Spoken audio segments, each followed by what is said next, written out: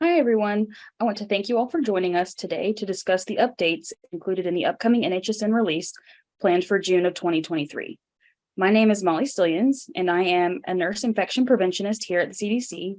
My primary area of focus in my role is using NHSN surveillance to improve outcomes in long-term care facilities. The learning objective for this training is to understand and apply these updates for data reporting in the long-term care facility COVID-19 module. As a reminder, the COVID-19 surveillance pathways are separate from the COVID-19 vaccination module. When you log into NHSN and navigate to the COVID-19, and you navigate to COVID-19 on the left-hand side menu, you will see a pop-out menu.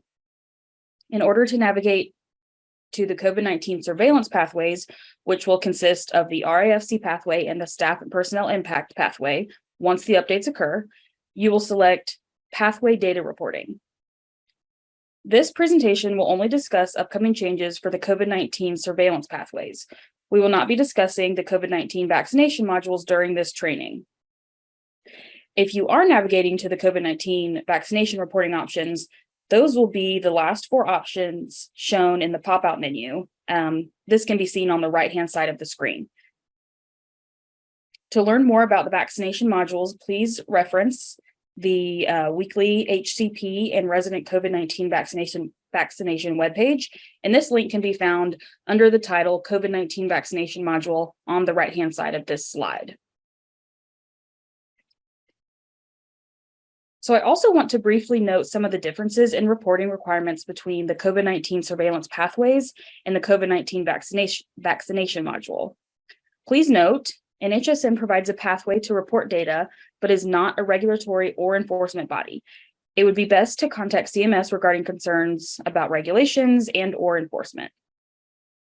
So for the COVID-19 surveillance pathways listed on the left side of the screen here, facilities who are CMS certified are required to report at least once every reporting week. And this requirement will go through December 2024. And again, that's for the COVID-19 surveillance pathways. For the COVID-19 vaccination modules, which is what you will see over here on the right-hand side of the screen, there is a weekly reporting requirement for long-term care residents and staff, and this is to be reported at least once every reporting week, and the requirement will go through December 2024. There's also a quarterly reporting requirement for staff, and this will be to report vaccination data 1 week per month for staff. And after the weekly requirement expires in December 2024, you can continue to report 1 week per month for staff using the COVID-19 vaccination HCP tab. That's where you can report these data. Once that expires in December 2024, you can do the 1 week per month reporting in the same tab. Additional COVID-19 vaccination reporting resources can be found at the links provided on the bottom of the slide. Also, additional communication will be forthcoming regarding any upcoming trainings for the COVID-19 vaccination module. So be on the lookout for any of that kind of communication. I would also like to highlight that the healthcare personnel vaccination module influenza vaccination summary is an annual requirement for long-term care facilities.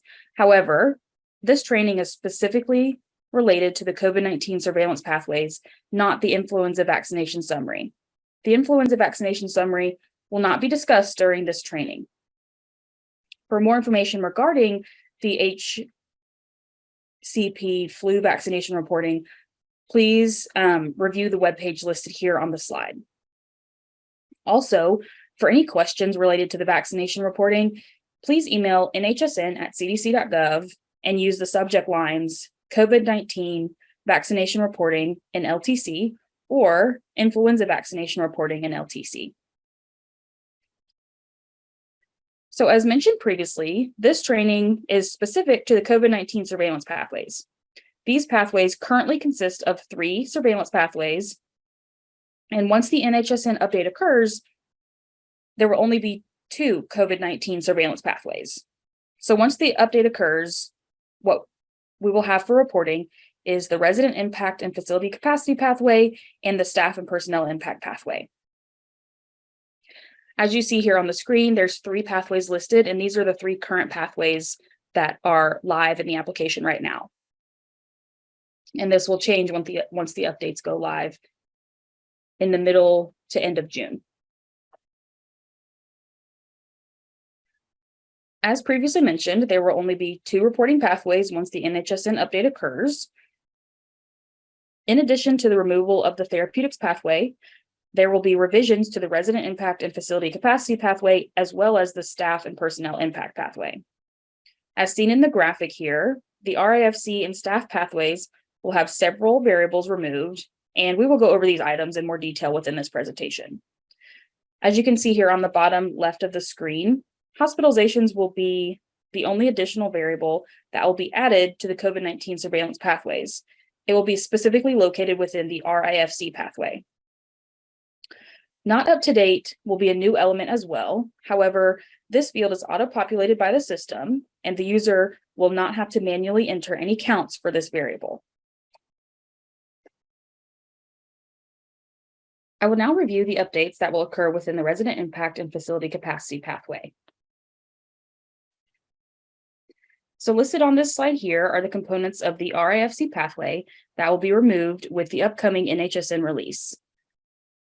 Admissions will be removed from this pathway as well as the following vaccination status elements. So primary series will be removed, and that includes not vaccinated, partial vaccination, and complete primary vaccination series. Additional or booster vaccination will also be removed. 1 booster and 2 or more boosters will be removed as well.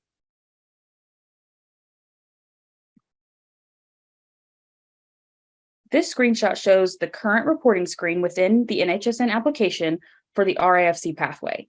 The variables highlighted in yellow will be removed from this pathway. So as you can see here, positive tests and up to date will still remain within the pathway. They are not highlighted in yellow. Listed on this slide are additional components of the RIFC pathway that will be removed with the upcoming NHSN release. So the following data elements will be removed. It will be influenza, testing availability, the questions regarding supplies and PPE shortages, which includes the question regarding urgent need for those supply items, and then the specific supply items will also be removed. So N95 respirator, face mask, eye protection, gowns, and gloves will be removed. The screenshot here shows the current reporting screen within the NHSN application for the RIFC pathway. And again, the variables highlighted in yellow will be removed from the pathway. So as you can see on the screen, total deaths and COVID-19 deaths will still remain within the pathway. Those are not highlighted in yellow, so those will still remain after the updates have occurred.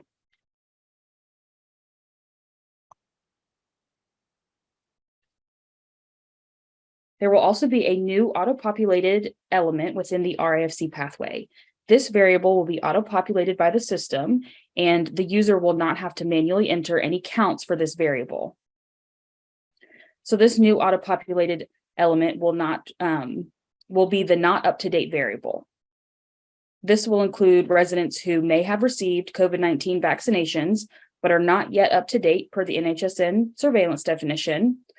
And it could also include individuals in which 14 days or more has not passed since the time the resident received the vaccination to qualify them as up to date and the day that they tested positive for that newly positive COVID-19 test. So they may be within that 14-day window, which would disqualify them for the up-to-date definition per the NHSN surveillance definition.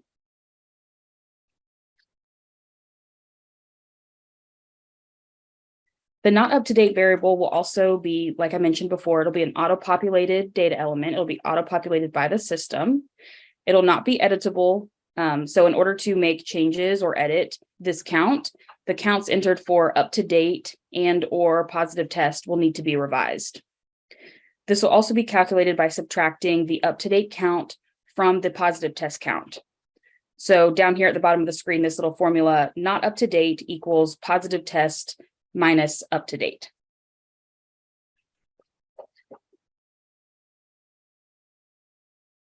So we do have an example. Let's go over an example that highlights this variable. DHQP Nursing Home had 5 residents with a newly positive COVID-19 test since the last date data were reported to NHSN.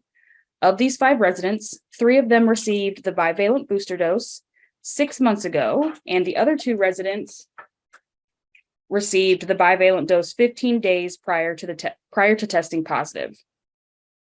So how should the vaccination status of these residents with a newly positive COVID-19 test be reported within the RIFC pathway?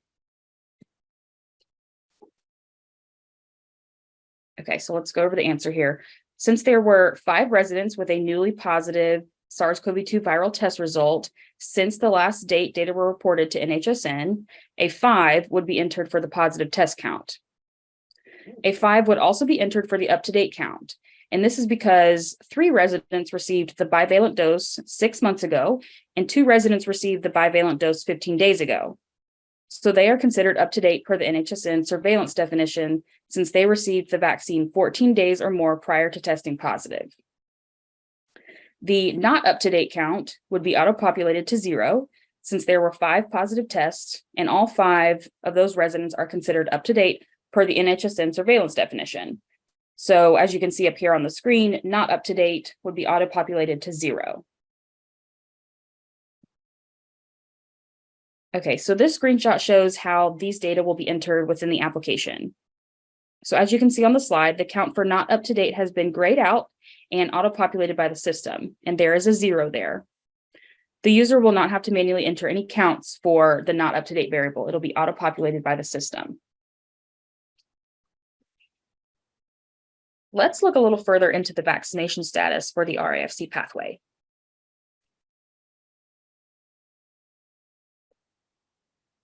Vaccination status of residents newly positive for SARS-CoV-2 through viral testing methods is reported in the RIFC pathway. The RIFC pathway collects vaccination status only for the residents who have been included in the positive test count. Just also note here, don't want this to be confused with the weekly COVID-19 vaccination data summary used for cumulative vaccination coverage. So again, these are separate pathways.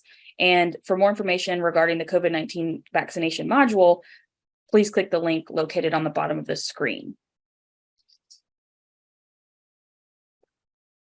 I would like to highlight again that the COVID-19 surveillance pathways are separate from the COVID-19 vaccination module. When you log into NHSN and navigate over to COVID-19 from the left side blue menu, you'll then see a pop-out menu.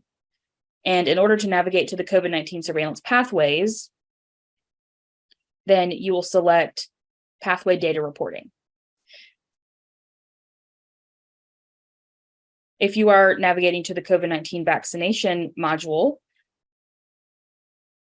those will be the last 4 options shown in the pop-out menu. And this is shown on the right-hand side of the screen. This training presentation does not cover the COVID-19 vaccination module, and more information for this module can be found at the link located under the COVID-19 vaccination module heading. This training will only cover updates that occur in the COVID-19 surveillance pathways, which includes the RIFC pathway, staff and personal impact pathway, and the therapeutics pathway. However, when the updates go live, it'll just be the 2 pathways, the RIFC pathway and the staff pathway.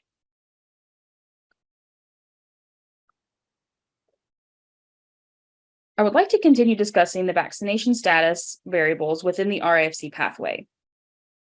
So for residents with a newly positive COVID-19 test, a COVID-19 vaccine dose received inside the 14-day window, specifically received 13 days or less before the specimen collection date of that new positive test, is not counted when reporting vaccination status. The 14-day window will apply to the up-to-date variable as well as one of the hospitalizations variables.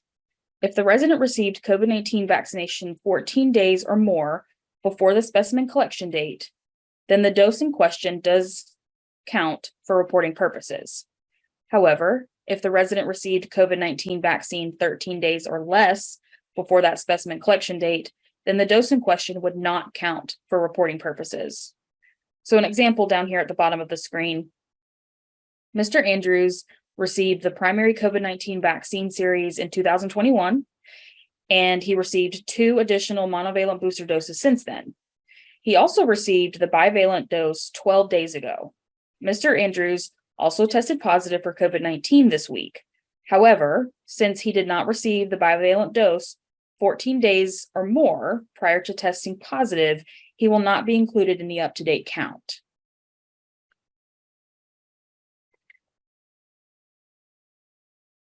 This diagram shows the timeline for the 14-day window for the vaccination status within the RIFC pathway. I would like to note that the 14-day window is specific to the RIFC pathway. So when you're using the 14-day window, it is specific to the RIFC pathway. So if a resident received COVID-19 vaccine 13 days or less before the date of the newly positive COVID-19 test, then this dose would not count for reporting. In other words, if the resident tested positive on day 13, then the vaccine dose would not count for reporting purposes. So for example, a resident received the updated bivalent booster dose on day 1. If they test positive on day 13, then this would be considered inside the 14-day window. Therefore, this individual would not be included in the up-to-date count. If a resident received COVID-19 vaccine 14 days or more before the date of the newly positive COVID-19 test, then this dose would count for reporting. In other words, if the resident tested positive on day 14, the vaccine dose would count for reporting purposes. For example, a resident received the updated bivalent booster dose on day 1, and then if they test positive on day 14, this would be considered outside that 14-day window. Therefore, the individual would be included in the up-to-date count.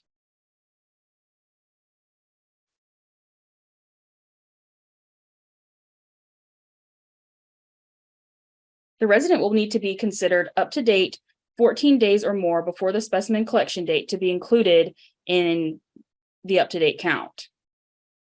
I would also like to stress here, please reference the NHSN surveillance guidance document that is linked in the RIFC pathway under the up-to-date variable.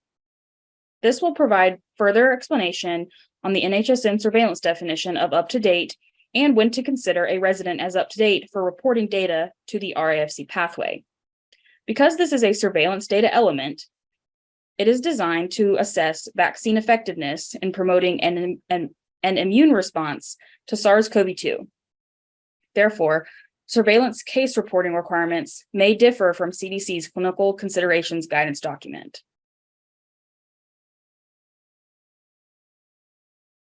Okay, so let's go over a vaccination status example right here. 4 residents in DHQP nursing home tested positive since the last date data were reported to NHSN. 2 of the residents received a monovalent booster 6 months ago.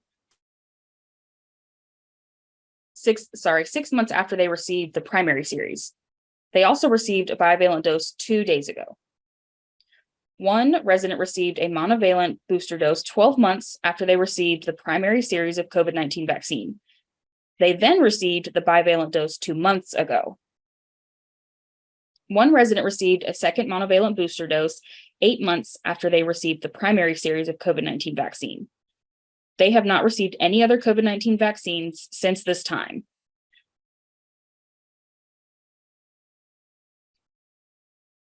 Okay, so how will we record these data in the RIFC pathway? For positive tests, we'll enter a count of 4 because there were 4 residents during this reporting week who had a newly positive SARS-CoV-2 viral test result. For up to date, we will record a count of 1. Only 1 resident was considered up to date per the NHSN surveillance definition. This was the resident who received a monovalent booster 12 months after they received the primary series of COVID-19 vaccine, and then they received the bivalent dose 2 months ago. For not up to date, it'll be auto-populated by the system as a count of 3. 2 residents received the bivalent dose only 2 days ago. This would be considered inside that 14-day window, and for that reason, these 2 residents would not be included in the up-to-date count. And then one resident has not received any COVID-19 vaccinations. Therefore, they would not be included in the up-to-date count as well. Just a note here again, this variable is auto-populated by the system. So that count of 3 has been pre-populated by the system.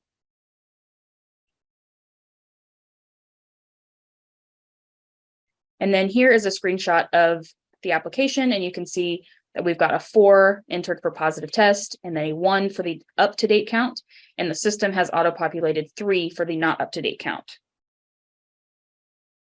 I would like to stress here again to please reference the NHSN surveillance guidance document that can be found at the hyperlink on the RIFC pathway under the up-to-date variable section. It's also located here at the bottom of the screen. This will provide further explanation on the NHSN surveillance definition of up-to-date and when to consider a resident as up-to-date for reporting data to the RIFC pathway. Again, because this is a surveillance data element, it is designed to assess vaccine effectiveness in promoting an immune response for SARS-CoV-2. Therefore, surveillance case reporting requirements may differ from CDC's clinical considerations guidance document. So let's look at the newly added data element for the RIFC pathway.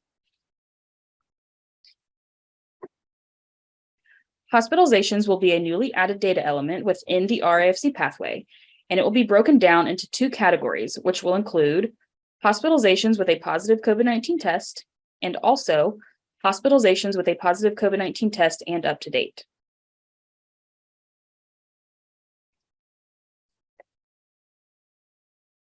As mentioned previously, hospitalizations will be added to the RIFC pathway.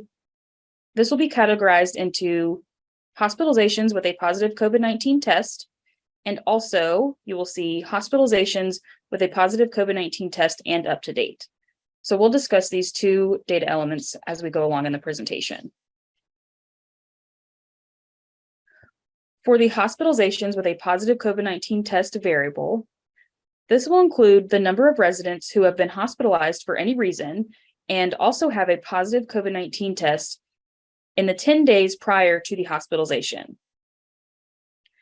As a note here, the date of specimen collection is considered calendar day 1. So this variable should include residents who have been admitted to the hospital for any reason and also have had a positive COVID-19 test within the 10 days prior to the admission. This variable is not a subset of the positive test count and should not be calculated based on the count reported for positive test. This variable is asking specifically about the number of residents who have been hospitalized since the last date data were reported to NHSN and have also had a positive COVID-19 test within the past 10 days. As a note here, to collect data as objectively as possible, this variable includes all hospitalizations in residents with a positive COVID-19 test within the past 10 days. This is not limited to only those who have been hospitalized specifically for COVID, but any resident who has been hospitalized and also had a positive COVID-19 test in the past 10 days. So to obtain this number, first calculate how many residents have been hospitalized since the last day data were reported to NHSN. Then, out of that number, determine how many residents had a positive COVID-19 test in the past 10 days.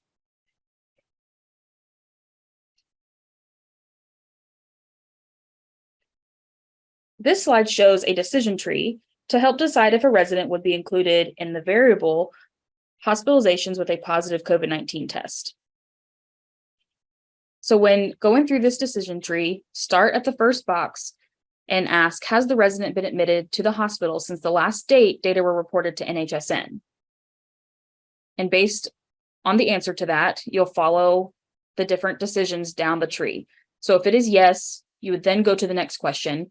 Did the resident have a positive COVID-19 test 10 days or less prior to the hospitalization? And if the answer to that is also yes, then you will include this resident in the hospitalizations with a positive COVID-19 test variable.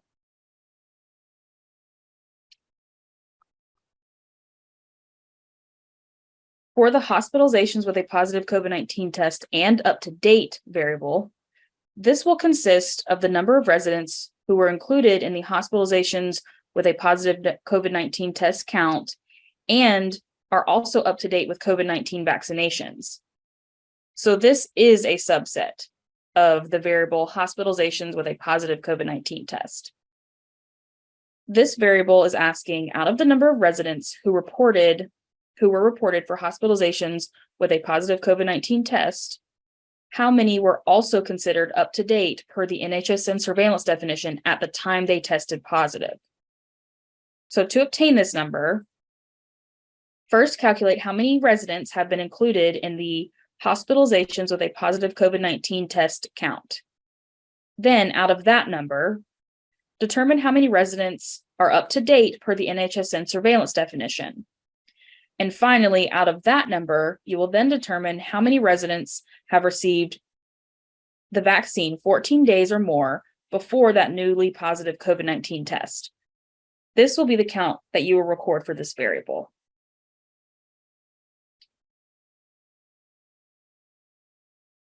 So we also have a decision tree here for this variable as well. So this decision tree will help decide if a resident will be included in the hospitalizations with a positive COVID-19 test and up-to-date count. So first, you'll ask if the resident was included in the hospitalizations with a positive COVID-19 test count. And if the answer is yes, they were included in that count, then you'll move on to the next question and ask, is the resident considered up to date per the NHSN surveillance definition? And if they are, you will move down onto the next question here. Did the resident receive the COVID-19 dose qualifying them as up to date 14 days or more before the positive COVID-19 test? And if that answer is also yes, then this resident would be included in the hospitalizations with a positive COVID-19 test and up to date count.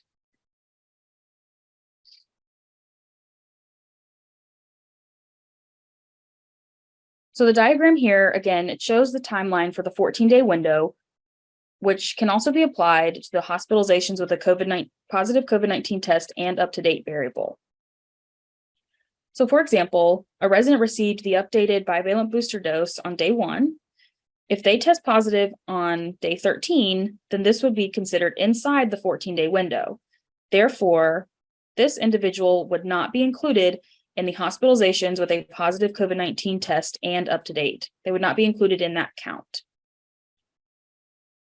Another example here, a resident received the updated bivalent booster dose on day 1, and then if they test positive on day 14, this would be considered outside the 14-day window. Therefore, this individual would be included in the hospitalizations with a positive COVID-19 test and up to date variable. So they would be included in the count.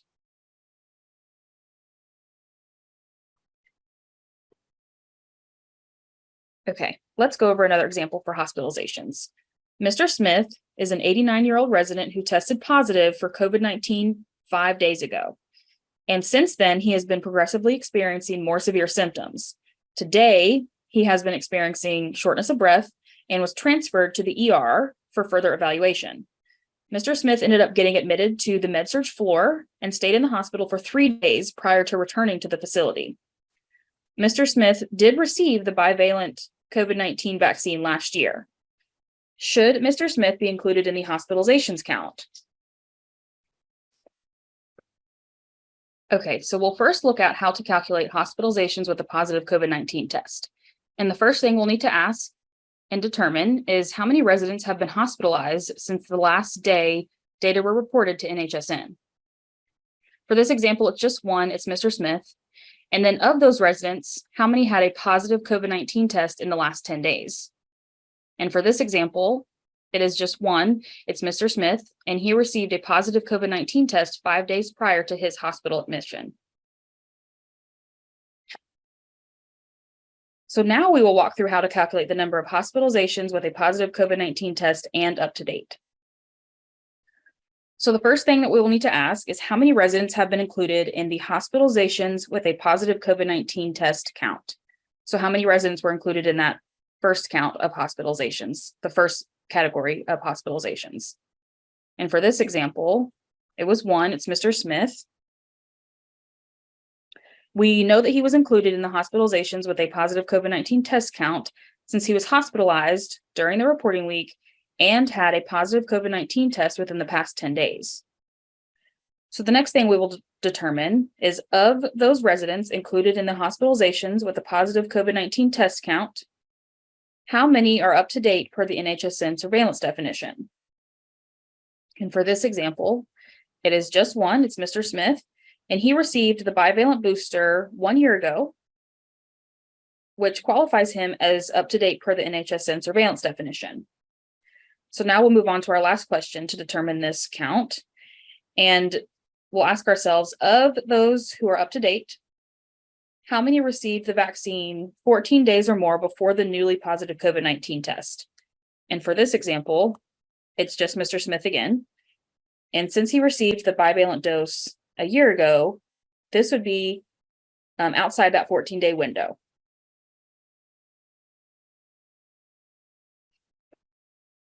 This slide shows a screenshot of this example and how it would be reported into the application. So as you can see here, a count of 1 has been entered for the hospitalizations with a positive COVID-19 test. It's been entered for that count. And since Mr. Smith was admitted to the hospital during this reporting week and also had a positive COVID-19 test 5 days prior to admission, this is the reason why it's included in that first category for hospitalizations. And then you can see a count of 1 has been entered for the hospitalizations with a positive COVID-19 test and up-to-date count. So the second category that you see listed here on the screen, there's also been a 1 entered here.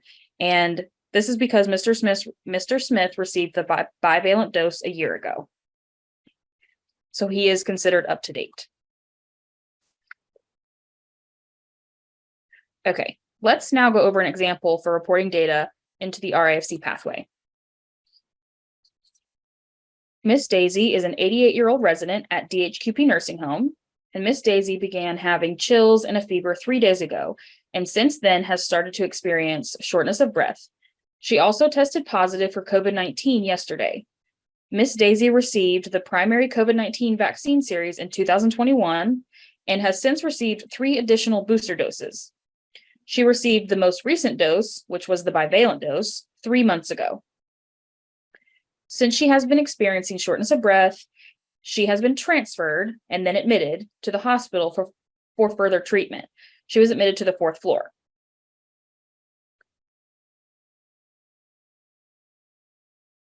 And then we also have Mr. Tulip.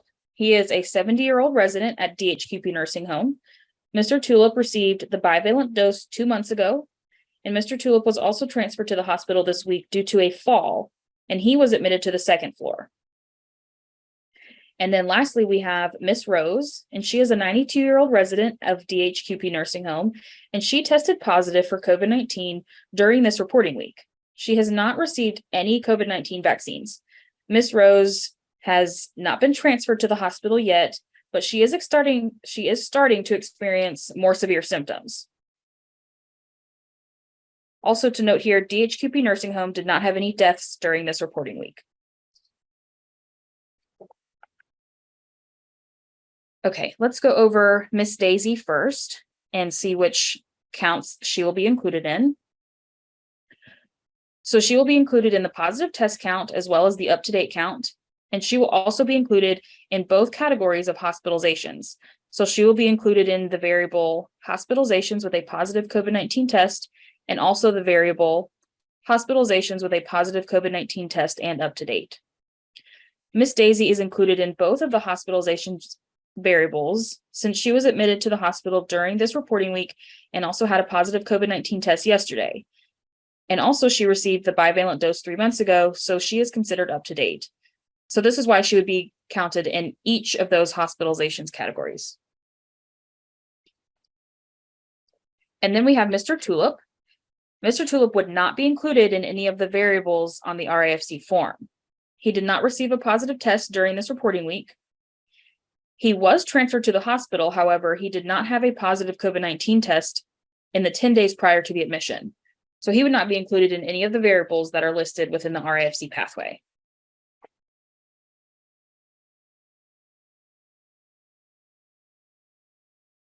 And lastly, we have Miss Rose. Ms. Rose would be included in the following. So she'll be included in the positive test count. She would be included in the not up to date count, which is auto-populated by the system. So she will automatically be included in this count, and the user will not have to manually enter this count for not up to date. Ms. Rose was not transferred to the hospital during this reporting week. If she is transferred during the next reporting week, she will be included in the hospitalizations with a positive COVID-19 test. She'll be included in that variable if she were to be transferred next week. However, she would not be included in the variable hospitalizations with a positive COVID-19 test and up to date, since she has not received any COVID-19 vaccines. So she would not be considered up to date. So she would not be included in that second category for hospitalizations if she were to get transferred next week.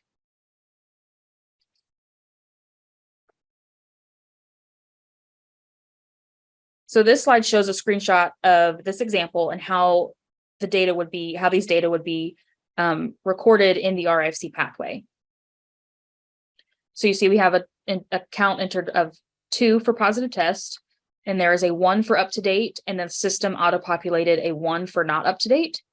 And then we have for hospitalizations a count of 1 entered for hospitalizations with a positive COVID-19 test. And then for that subset category of hospitalizations with a positive COVID-19 test and up to date, there's also a 1 entered here. And then for total deaths, we have 0. DHQP nursing home did not have any deaths for the reporting week. So a 0 is entered here, and there weren't any COVID-19 deaths either.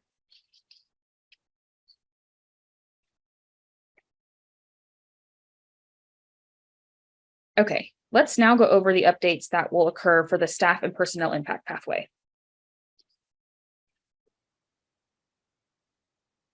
So the positive test count will be the only reporting variable in this pathway.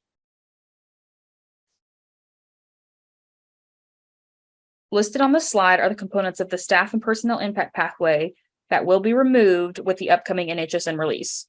So the following data elements will be removed from this pathway: COVID-19 deaths, influenza, and the staffing shortages questions. So in this screenshot, you can see this is the current NHSN application for the staff pathway. And the items highlighted in yellow will be removed from this pathway. So the only thing that will be in the pathway for reporting will be the positive test count. Shown on this slide is the current staff and personnel impact pathway application. And then at the bottom of the screen is a screenshot of what the updated pathway will look like. So as you can see here, in the staff and personnel impact pathway, once the updates go live, the only variable that will be visible is positive test, and this will be the only count needed to be entered for this pathway. Okay, let's also now discuss the updates for the therapeutics pathway. So this pathway will be removed from the NHSN application, and users will not have to report data for this pathway once the updates take place. The supporting and educational documents for the COVID-19 module webpage regarding the therapeutics pathway will also be removed from the webpage.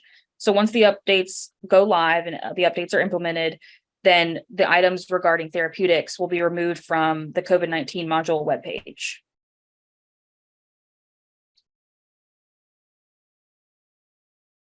Okay, let's go over a few tips and resources for the NHSN COVID-19 module. Okay, let's go over a couple things to remember about the up-to-date variable. So of the number of residents with a newly positive SARS-CoV-2 viral test result, record how many are up to date with COVID-19 vaccinations. So a couple of things to remember here. Is the resident considered up to date per the NHSN surveillance definition? Also, did the resident receive the vaccination 14 days or more prior to that newly positive COVID-19 test? And then for not up to date, for the not up to date variable, just remember this is auto-populated by the system, and you will not have to manually report any of these, manually report the counts for this variable. And again, it's calculated by subtracting up to date from the number of positive tests that have been entered. Okay, a couple things to remember here also about hospitalizations. So for the variable hospitalizations with a positive COVID-19 test. This will be the number of residents who were newly admitted to the hospital since the last date data were reported to NHSN and have also had a positive test within the last 10 days. So to calculate this, you will ask, of the residents who were newly admitted to the hospital since the last date data were reported, how many of those residents also had a positive COVID-19 test in the 10 days prior to the admission? And then for the variable hospitalizations with a positive COVID-19 test and up to date, this is where we will determine, of the residents who were included in the hospitalizations with a positive COVID-19 test count.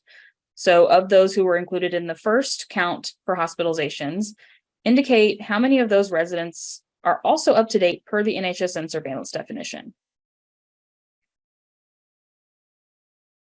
Okay, and then just a couple of tips here for reporting into the COVID-19 surveillance pathways. Remember to report at least once during the reporting week, at least once each reporting week, and also only report new counts since the last time counts were collected. So do not report any cumulative counts. Also, do not leave any fields blank. If you're able to enter a 0, please do so. And also it's important that users are aware of any local and/or state requirements for reporting data into the NHSN COVID-19 module. Users are also strongly encouraged to take advantage of the resources available on the NHSN Long-Term Care Facility COVID-19 module webpage. This webpage is the best resource for NHSN users reporting data to the COVID-19 surveillance pathways. The webpage provides users with access to enrollment information and resources, as well as trainings. This includes upcoming and archived trainings. And also, you will find the most updated forms and table of instructions on this webpage as well. Additionally, there are some other resources that can be found on this webpage. If you scroll down to the bottom of the webpage, you'll see additional resources listed there. I do highly recommend reviewing the table of instructions for each pathway and using that document as you are reporting. This will help guide you with the reporting process and help you to understand how to report in each pathway.